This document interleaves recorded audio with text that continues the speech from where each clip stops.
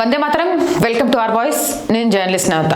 ఇది నబలింగ్ అనే ఒక హిందూ మహిళకు సంబంధించిన తండ్రి చెబుతున్న మాటలు.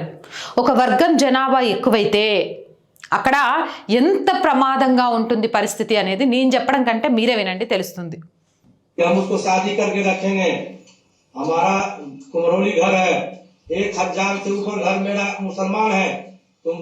चार घर हिंदू मेरा क्या उखाड़ लोगे? और मैं इस लड़की को धर्म परिवर्तन करके मैं अपने धर्म में लाऊंगा और हमारा सवाब मिलेगा। नाबालिग के परिजनों का कहना है कि आरोपी मोहम्मद सितारे पहले से शादीशुदा है और 2 बच्चों का पिता है। पिछले साल उसने हथियार के बल पर घर में लूटपाट की थी, जिसके बाद पीड़ित परिवार ने उसे पुलिस के हवाले किया था। इसी केस में जेल से आने के बाद आरोपी लगातार धमकी दे रहा था कि बदला लेगा और बेटी को उठा लेगा। 28 जनवरी को जब परिवार एक घायल रिश्तेदार को देखने अस्पताल गया था, उसी दौरान लड़की घर में अकेली थी। आरोपी आया और लड़की लेकर चला गया। माजरा ये है कि वो लड़की सामान लाने दुकान पर गए, किराना दुकान पर किराना सामान लाने के लिए।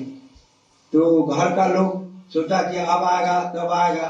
2-3 घंटा हो जाने के बाद नहीं आया तो खोजबीन वो अकेले की।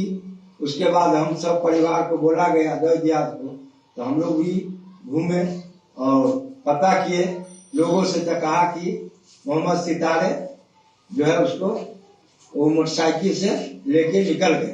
12 दिन तक तलाश के बाद परिजनों को जानकारी मिली कि आरोपी ही उसे ले गया। फिलहाल पीड़िता के पिता ने FIR दर्ज कराई है। पुलिस का कहना है कि आरोपी और उसका परिवार फरार है। लगातार छापेमारी की जा रही है और लड़की की बरामदगी के प्रयास किए जा रहे हैं। दैनिक भास्कर के लिए दरभंगा से राजन की रिपोर्ट। 1000 మంది ముస్లిం జనాభా ఒక దగ్గర చేరితే అక్కడ 3-4 హిందువుల ఇల్లులుంటే ఏ రకమైన బెదిరింపులు ఉంటాయి అక్కడ అనేది చాలా క్లియర్ కట్గా ఆయన చెప్తున్నాడు. I will marry your daughter and force her to convert. There are 100 Muslim families here and Hindus are only 5. You cannot do anything. అది నీ కూతుర్ని బలవంతంగా ఎత్తకపోతా, పెళ్లి చేస్తా, మత మార్పిడి చేస్తా, నువ్వేం చేయగలుగుతావు? ఏం చేస్తావు? ఇక్కడ 1000 మంది ఉన్నాం, కాదు కూడదు అని నువ్వేమన్నా చేస్తే నీ సంగతి తేలుస్తాం. ఉన్నది 5 హిందూ కుటుంబాలు. అంటే భారతదేశంలో ఒక బంగ్లాదేశ్ తరహాలో బెదిరింపులు జరుగుతున్నాయి అంటే హిందువులు ఎంత అప్రమత్తంగా ఉండాలా? ఇలా బెదిరించే ఏరియాలలో పోలీస్ పహాడా ఎంత ఉండాలా? అసలు ఈ 1000 మందిలో రోహింగ్యాలు ఎంతమంది? బంగ్లాదేశ్ నుంచి మిగిలిన చోటు నుంచి వచ్చి ఇక్కడ అక్రమంగా బతుకుతున్న వాళ్ళు ఎంతమంది? ఇలాంటి వాళ్ళని ఏరేయకపోతే, UCC అమలు చేయకపోతే హిందువుల మనుగడ అనేది భారతదేశంలో కూడా ప్రశ్నార్థకంగా మారనుందా అనిపించింది నాకు ఈ వీడియో చూసిన తర్వాత. మీరేమంటారు?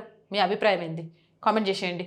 మోర్ వీడియోస్ కోసం వెంటనే ఛానల్ని సబ్స్క్రైబ్ చేసుకోండి. అండ్ రోజు చెప్తుందేనండి, R voice group of channels, R voice, R political, R Sanskriti, ఈ 3 మన ఛానల్స్ ఏనండి. So please subscribe our channels and content బాగుంది అనిపిస్తే లైక్ చేయండి, షేర్ చేయండి.